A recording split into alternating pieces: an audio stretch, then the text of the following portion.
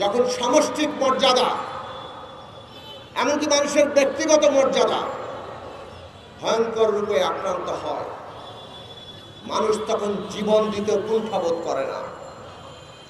আমরা আমাদের ইতিহাসে বহুবার দেখেছি, আমাদের ছাত্র, শ্রমিক, তরুণরা, আমাদের দেশের মানুষ আবার জুলাই আগস্টে তার প্রমাণ রেখেছেন।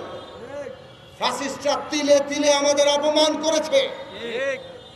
আমাদের আবু সাঈদ, মুগ্ধ শাকিলরা কিংবা শুভ, সুমন, শাকিনুরের মতো শ্রমিক তরুণরা, আমাদের দেশের নারী পুরুষ, আমাদের দেশের বাঙালি, চাকমা, মারমা, মান্দি, ওরাও, আদিবাসীরা, কি হিন্দু, মুসলমান, বৌদ্ধ, খ্রিস্টান, কি শিশু, কি বৃদ্ধ, প্রবীণেরা, অভিভাবকরা সবাই মাঠে নেমে এসেছিলেন যখন আমাদের সন্তানদেরকে ফ্যাসিস্টরা অপমান করেছিল।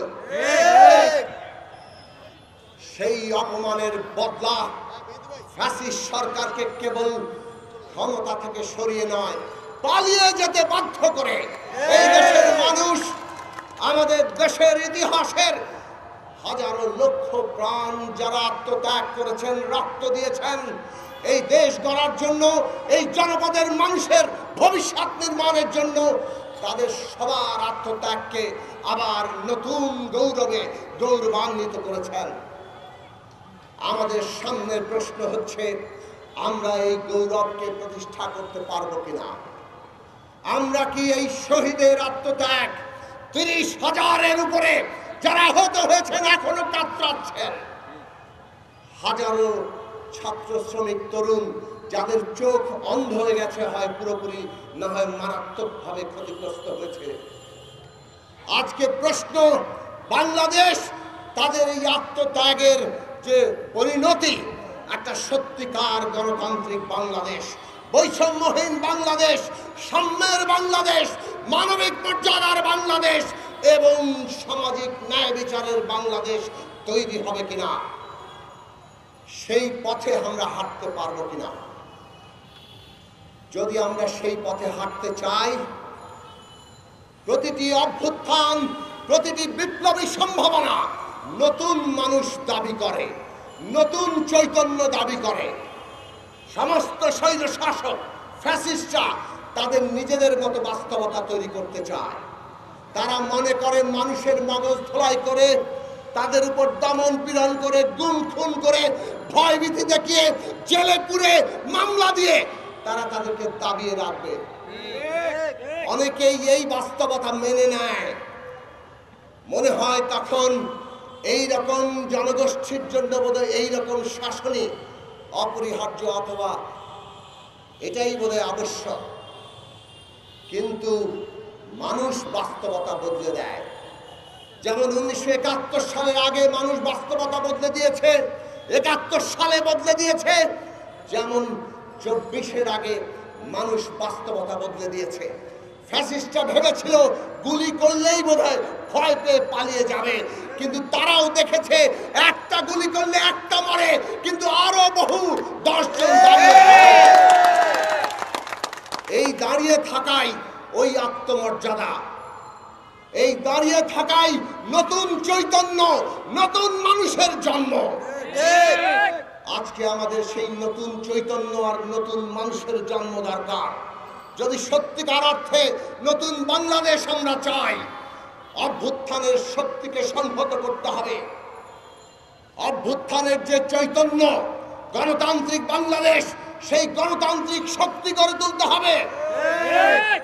আর সেই গণতান্ত্রিক শক্তি গড়ে উঠবে ছাত্রদের মধ্য থেকে।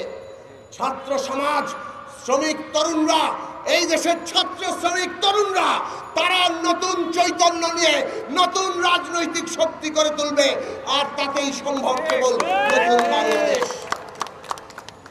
অভ্যুত্থানের উপর দাঁড়িয়ে থাকা সরকার 5ই আগস্টের পর থেকে আমরা বলছিলাম, শহীদদের তালিকা করেন, তাদেরকে জাতীয় মর্যাদায় অধিষ্ঠিত করেন, তাদের পরিবারের দায়িত্ব নেন, আহতদের চিকিৎসা দেন, তাদের প্রত্যেকের জীবনের দায়িত্ব নেন। আজকে আপনারা সেই কাজ এখনো পর্যন্ত করতে পারেন নাই। এটা দুঃখজনক, এটা বেদনাদায়ক, এটা বিব্রতকর। আপনাদের প্রধান কাজ এই আহত নিহত সকলের মর্যাদা প্রতিষ্ঠা করা। আপনাদের দ্বিতীয় কাজ ন্যায় বিচার প্রতিষ্ঠা করা। এই কাজের পরে বাংলাদেশের গণতান্ত্রিক উত্তরণ সম্পন্ন করা।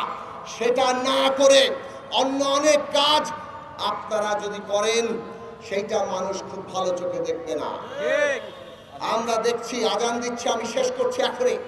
আমরা দেখতে পাচ্ছি সরকারের যে পরিচালনা নীতি, তাতে বাংলাদেশের ফ্যাসিস্টের দোসররা এখনো রাষ্ট্র ক্ষমতার বিভিন্ন পরতে পরতে এমন ভাবে আছে যে এমনকি আহতরা পর্যন্ত সুচিকিৎসা পায় না। এটাই বলে দেয় বাংলাদেশের বাকি ক্ষেত্রে কি চলছে। বাংলাদেশের মানুষ বাজারে গেলে তাদের অবস্থা খারাপ, জানমালের নিরাপত্তা নেই। বাংলাদেশের মানুষ দেখতে পাচ্ছে ভয়ঙ্কর ভাবে আজকে নানা জীবনে তাদের জীবনের মধ্যে সংকট। এই সব সংকট দূর করা আপনাদের বড় কাজ। এই সংকট দূর করার জন্য পুরো রাষ্ট্র ব্যবস্থার যে পুনর্গঠন দরকার, সেটা ভালো মতো করেন। রাজনৈতিক দলগুলোর প্রয়োজনীয় সহযোগিতা দেন। সেই সহযোগিতা না নিয়ে আপনারা যদি নিজেদের মতো করে কেবল চালাতে চান, তাহলে ব্যর্থ হবেন। কিন্তু ব্যর্থতা আমরা আপনাদের হতে দিতে পারি না। কাজেই আমরা যা বলি, আমরা আপনাদের সহযোগিতা করতে চাই। জাতীয় রাজনৈতিক কাউন্সিল গঠন করেন, ছাত্রদের জন্য ছাত্র কাউন্সিল গঠন করেন এবং সবাইকে নিয়ে বাংলাদেশ পরিচালনা করে গণতান্ত্রিক বাংলাদেশ তৈরি করেন। ছাত্ররা নতুন দল করতে চাইছে, আমরা স্বাগত জানাই। অভ্যুত্থানের চৈতন্য নিয়ে, আকাঙ্ক্ষা নিয়ে যদি নতুন দল হয়, তাহলে ছাত্রদের একাংশ তারা যদি দল গঠন করে, আমরা স্বাগত জানাবো। কিন্তু ক্ষমতায় থেকে দল গঠন বাংলাদেশের মানুষ ভালোভাবে নেয় না। রাজপথে আসেন, জনগণের ভেতর থেকে নতুন দল গড়ে তোলেন, যেমনটা আমরা গড়ে তোলার চেষ্টা করেছি। আমাদের ইতিহাস, সংগ্রামের ইতিহাস, আগামী ইতিহাসও জনগণের স্বার্থের পক্ষে, তার বৃহত্তর স্বার্থের পক্ষে থাকবে। বাংলাদেশ ছাত্র ফেডারেশন এই দেশে লক্ষ প্রাণের যে আত্মত্যাগ, সেই আত্মত্যাগ বুকে নিয়ে তার সংগ্রামের কাফেলা অব্যাহত রেখেছে। আরো সুশৃঙ্খলভাবে সারা দেশের ছাত্র তরুণদেরকে সংগঠিত করে অভ্যুত্থানের আকাঙ্ক্ষার বাংলাদেশ প্রতিষ্ঠায় ছাত্র ফেডারেশন ভবিষ্যতে সেই ভূমিকা রাখবে, সেই আশাবাদ আমরা রাখি।